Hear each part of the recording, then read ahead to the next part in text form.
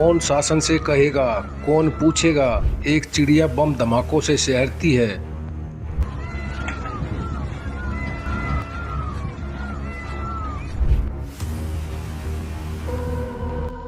हैदराबाद में 400 एकड़ में फैले वन क्षेत्र के नीलाम करने का फैसला आ गया है। फैसले का आधार कि कांग्रेस सरकार यह वन क्षेत्र सरकारी योजना के नाम पर नीलाम करना चाहती है।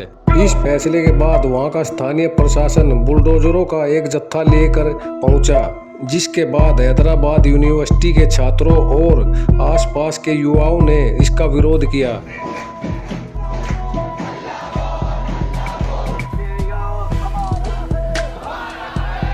इस विरोध को सोशल मीडिया का बल मिलने के बाद आसपास के छात्र इकट्ठा हो गए और जवाब में पुलिस ने उन पर लाठियां बरसा दी और यह रिपोर्ट लिखे जाने तक 53 छात्रों को अब तक गिरफ्तार कर लिया गया है। दरअसल हैदराबाद विश्वविद्यालय के छात्रों और पर्यावरण की रक्षा से जुड़े लोगों का दावा है कि जिस भूमि की नीलामी की जा रही है वह वन क्षेत्र है, क्योंकि यहाँ सिर्फ हरियाली ही नहीं बल्कि समृद्ध जीव विविधताएं भी मौजूद है। इंडियन एक्सप्रेस में छपी एक रिपोर्ट बताती है कि आसपास के लोगों का कहना है कि इस वन क्षेत्र में 237 पक्षी प्रजातियां, दुर्लभ स्टार कछुए, 15 स्तनधारी जीव और ना जाने कितने कीड़े मकोड़े रहते हैं। यही नहीं, इस क्षेत्र में एक महत्वपूर्ण जल सूत्र भी है। अब इस पर कांग्रेस सरकार का दावा है कि इस भूमि को वन क्षेत्र के रूप में कभी राजस्व विभाग रिकॉर्ड में नहीं दिखाया गया और 1974 में स्थापित विश्वविद्यालय के लिए आवंटित भूमि का हिस्सा है।